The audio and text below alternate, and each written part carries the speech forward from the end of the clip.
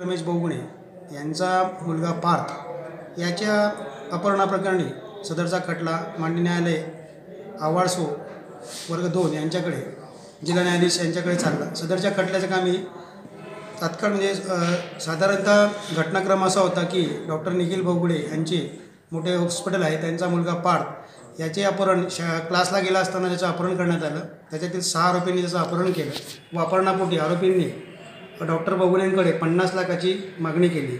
50 लाखाच्या मागणीकरता आरोपींनी डॉक्टर बोगणेंना वेगवेगळ्या स्थळांची ठिकाण दाखवले व त्या ठिकाणी बोलवण्यात आले, परंतु डॉक्टर बोगणेंसोबत साध्या वेशात पोलीस असल्याकारणाचे लक्षात आल्यानंतर आरोपींनी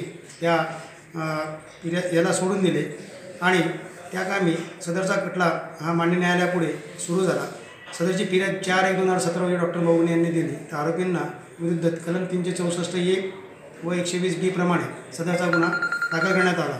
दाखल केलेला गुन्हा त्यावेळेस त्या गुन्ह्याच्या कामी माननीय न्यायालयापुढे एकूण 9 साक्षीदार तपासण्यात आले।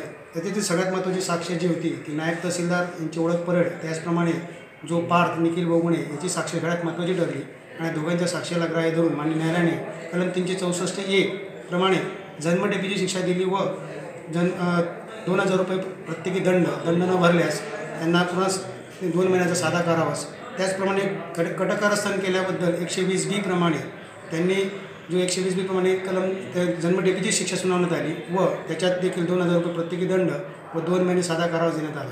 या प्रकरणात डॉक्टर बोगणेंच्या साक्ष व पार्थची साक्ष सगळ्यात महत्त्वाची ठरली।